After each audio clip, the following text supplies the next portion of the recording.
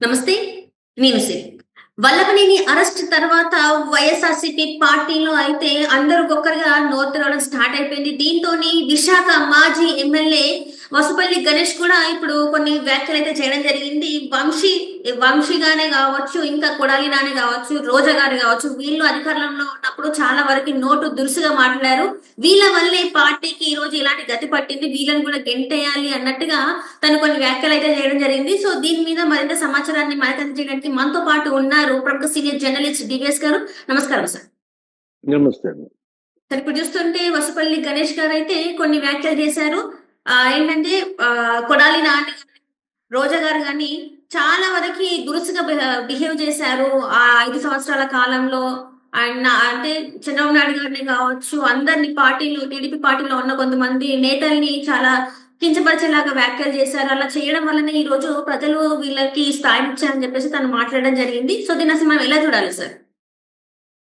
ఎక్కడుంది రోజా? అంటే కొడాలి నాని ఎక్కడున్నాడు? వీళ్ళందరూ కూడా ఇవాళ ఎందుకు ఇలా పరారవ్వాల్సిన పరిస్థితి వచ్చింది? ఈ దూల బ్యాచ్.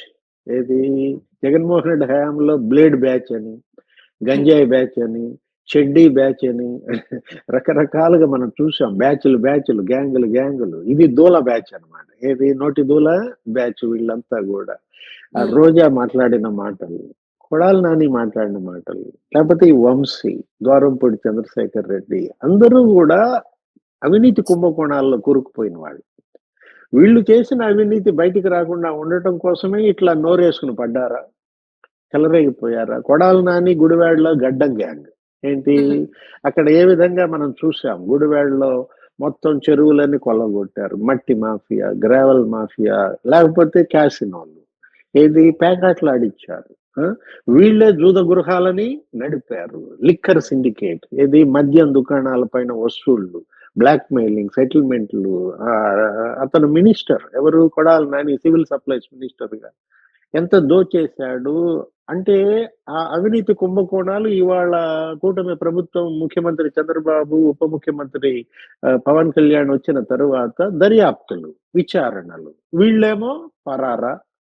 ఇప్పుడు రోజాని ఇవాళ తెలుగుదేశం ప్రభుత్వము ఎవరో ఇవాళ వేధింపులు లేకపోతే విచారణలు కాదు. ముందు జగన్మోహన్ రెడ్డి రోజాను గుంత తీసి కప్పెడుతున్నాడు అంటున్నారు. అక్కడ నగర్లోనే ఆమె సీటు చీచేశాడా?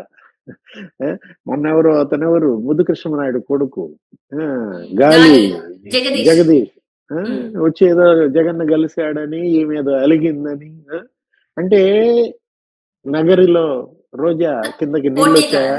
రోజాకి పోటీగా తీసుకొచ్చారని చెప్పేసి తనకి పడిన వ్యక్తిని తీసుకొచ్చి పెట్టడం ఏంటంటే పార్టీ నుంచి రోజాని ఇంకా బయటకు పంపిస్తున్నారనే వార్త కూడా వస్తుంది సార్. అంటే ఇప్పుడు రోజా గొంతు జగనే కోసేస్తున్నాడు అనేది అక్కడే కనపడుతున్న పరిస్థితుల్లో వీళ్ళందరినీ వాడుకుని వదిలేయటం అనమాట. గతంలో ఒక రాజకీయ విశ్లేషకులు ఉండేవాళ్ళు, సి నరసింహారావు గారు. నీకు కూడా తెలిసే ఉంటది. ఆయన ఏదో పత్రిక ఎడిటర్ కూడా. సి నరసింహారావు గారు జగన్ మైండ్ సెట్ గురించి ఏం చెప్పారంటే, ఇతనిది కోళ్ల ఫారం యజమాని మనస్తత్వం అన్నాడు. అంటే కోళ్ల ఫారం యజమాని గనక కోళ్లను మెడ కోసేటప్పుడు ఏ మాత్రం నిర్దాక్షిణ్యం లేకుండా కోసేసి అమ్మేసుకుంటాడో, సొమ్ము చేసుకుంటాడో, ఇప్పుడు ఈ కోళ్ల మెడలన్నీ మన కోళ్ల ఫారం యజమాని కోసేస్తున్నాడా? అదే కనపడుతోంది. ఏది జగన్మోహన్ రెడ్డి ఇవాళ గాలి జగదీష్ ని నగరిలో తన క్యాండిడేట్ గా తీసుకురాబోతున్నాడంటే ఏంటి రోజా పరిస్థితి? రెంటికి చెడ్డ రేవడే కదా వీళ్ళందరూ కూడా. ఇవాళ పేరుని నాని ఎక్కడున్నాడు? ఆయనకు భార్య జయసుధ, పాపం ఈ వయసులో ఆమె ఎక్కడెక్కడో దాక్కోవటం. జయసుధను అరెస్ట్ చేస్తున్నారని నాని భార్య పేరుని నాని. అదేది గోడౌన్లు, సివిల్ సప్లైస్, అక్కడ చౌక బియ్యం ఏ విధంగా మనం చూసాం. 2 రూపాయలు రేషన్ బియ్యం. అంటే పేదల పొట్టగొట్టి ఈ ద్వారంపూడి చంద్రశేఖర్ రెడ్డికి వీళ్ళందరూ కూడా ప్రతి నియోజకవర్గం నుంచి రేషన్ మాఫియా ఎలా నీకు పంపించారో, మనం సొమ్ము చేసుకున్నారో, ఇవాళ పేరుని నాని భార్య దాక్కునే పరిస్థితి వచ్చిందంటే అరెస్టులకు భయపడి పేరుని నాని, కొడాలి నాని, జోగి రమేష్ ఇంకొకడు. నీకు జోగి రమేష్ అంటే అసెంబ్లీలోనే రఘురామకృష్ణరాజుని పచ్చి బూతులు తిట్టాడు. జగన్ ఏమో నవ్వుకున్నాడు. ఇతను బూతులు తిడుతుంటే అతను నవ్వుకోవటం అనమాట.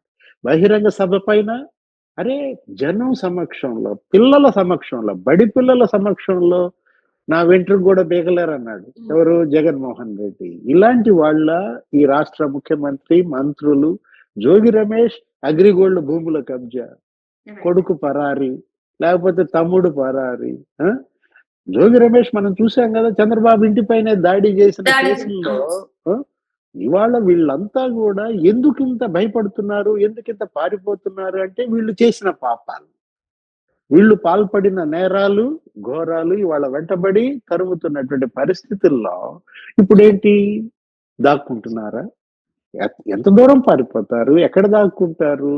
ఎక్కడ దాక్కున్నా పట్టుకొస్తారు కదా. వంశీ ఏమయ్యాడు ఇవాళ? అతను 9 నెలలుగా పారిపోయాడు కదా, అజ్ఞాతంలో ఉన్నాడు కదా వల్లభనేని వంశీ.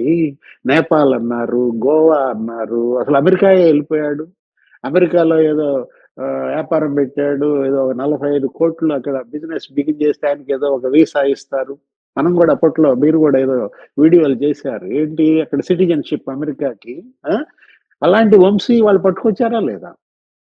వాళ్ళ జైల్లో పెట్టారా లేదా? అంటే చట్టం చేతులు చాలా పొడవైనవి. కానూన్ కా హాత్, నువ్వే మాట్లాడతావు హిందీ మాకన్నా, బహుత్ లంబా హై, కానూన్ కా హాత్ లంబా హై ఏదో అంటుంటారు. చట్టం చేతులు చాలా పొడవై, అంటే ఎంత పొడవైనవంటే నువ్వు సప్త సముద్రాలు దాటినా లాక్కొచ్చేంత పొడవైనవి. సప్త సముద్రాలు అనగానే మళ్ళా నీకు జగన్మోహన్ రెడ్డి గుర్తొస్తాడు. ఇవాళ ఇక్కడ ఏమైందంటే సార్, చాలా మంది ఇప్పుడు ఎట్లా అంటే జగన్మోహన్ రెడ్డి గారు మొన్న విజయసాయి రెడ్డి గారు బయటకు వెళ్ళిపోయిన తర్వాత ఒక ప్రెస్ మీట్ లో తను మాట్లాడింది ఏంటంటే, ఇలాంటి వాళ్ళు ఇంకా పార్టీ నుంచి చాలా మంది బయటకు వెళ్ళే వాళ్ళు ఉంటే వెళ్ళొచ్చు, ఏం కాదు, నేనేం భయపడినట్టుగా తను మాట్లాడడం జరిగింది.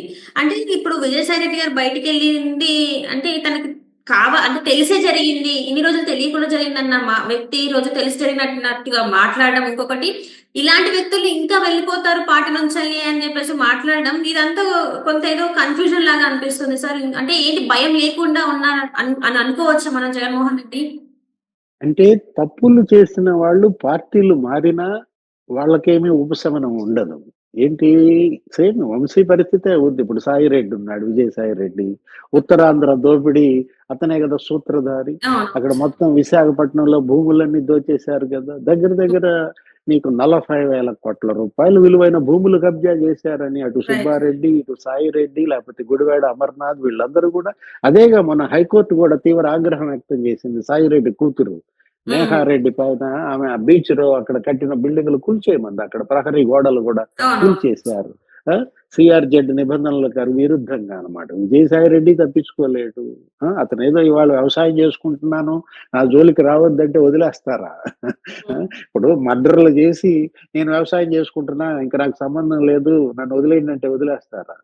అవినీతికి పాల్పడి నేను వ్యవసాయం చేసుకుంటున్నా ఇక నాకు సంబంధం లేదు నన్ను వదిలేయండి వదిలేస్తారా? ఇవాళ సుబ్బారెడ్డి అతని కొడుకు నువ్వు చూసావు కదా, కేవీ రావుని బెదిరించి ఆ కాకినాడ పోర్టు, కాకినాడ సెజ్, ఎక్కడున్నాడు ఆ విక్రాంత్ రెడ్డి పరారా?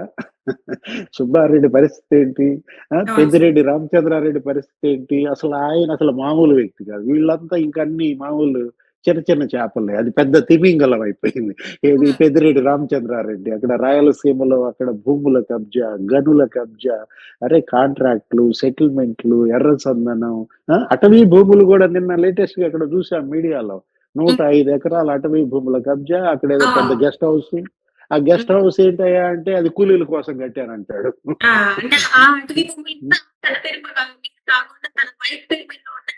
కూడా కొన్ని వార్తలు అయితే వచ్చాయి సార్ బయటికి. అసలు వీళ్ళకి ల్యాండ్ సీలింగ్ యాక్ట్ వర్తించదా?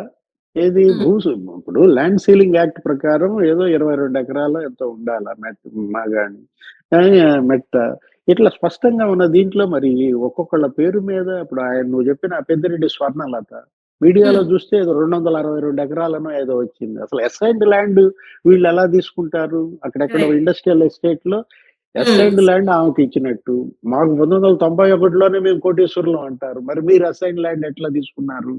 ఇవాళ అన్ని ఏది వాళ్ళు చేసిన పాపాలు వెంటబడి తరుగుతున్నాయి, వీళ్ళేం పారిపోతున్నారు. ఒక పెద్ద రేస్ నడుస్తుంది, మంచి రేసు. ఎలా ఉంది నీకు రన్నింగ్ రేస్? ఉత్కంఠంగా ఉంది, అంటే ఎవరెవరు బయటకు వస్తారా అని చెప్పేసి ఎదురు చూస్తున్నాను సార్. రేపు మరి ఏం జరుగుతుందో చూడాలి సార్.